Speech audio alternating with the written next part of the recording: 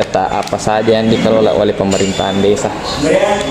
Pemerintahan desa itu kita dalam pengelolaan data itu baik data kependudukan, data kewilayahan, data aset maupun data keuangan yang dikelola baik yang bersumber dari APBN maupun dari APBD daerah.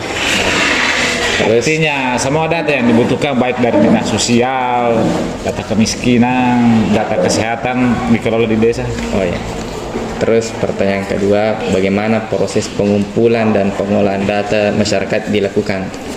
Proses pengumpulan data itu pertama kan otomatis harus kita pakai analisis data, update data dari berbagai dinas. Oh iya. Itu selanjutnya data yang kita terima itu kita cocokkan data di daerah kita dengan metode survei atau sensus. Oh iya. Itu yang kita cocokkan untuk kebenaran suatu data, itu yang kita simpan di database desa kita. Terus pertanyaan ketiga, apakah sistem data antar bidang pemerintahan desa sudah terintegrasi? Ya, terintegrasi semua, baik dengan daerah, provinsi maupun dengan pusat. Oh. Ya. Terus yang keempat, kendala apa yang sering dihadapi dalam penggunaan sistem digital? Nah, itu kendala dalam penggunaan sistem digital itu, utamanya kita di Desa Kalosialo itu kendala yang pertama, data dari desa terkadang dilaporkan ke tingkat atas tidak terupdate, kemudian turun kembali. Artinya data itu yang kita kirim itu sepertinya tidak diproses di atas baru dikirimkan kembali ke desa, yang muncul cuma data lama. Artinya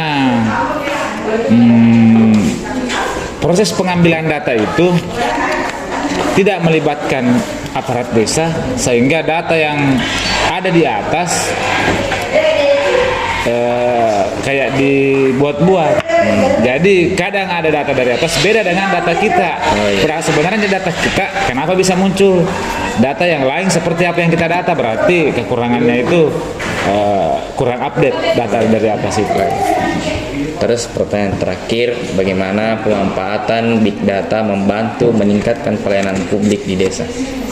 Pemanfaatan data itu, big data itu dalam pelayanan di desa itu sangat membantu. Yang pertama, dia memudahkan dalam pelayanan. Kenapa kita bilang memudahkan dalam pelayanan? Seperti contoh, data kependudukan. Dalam pengurusan surat-surat keterangan di kantor desa, masyarakat tidak perlu lagi bawa data fisiknya kan?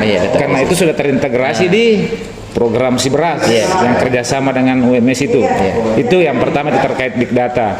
Yang kedua, apabila ada permintaan dari daerah, dari kabupaten maupun dari provinsi atau pusat, dalam sekejap kita bisa eksekusi karena big datanya sudah ada di kantor tanpa kita konfirmasi ke masyarakat yang bersangkutan lagi. Seperti itu. Oke, sudah. Oke. Kita tutup foto.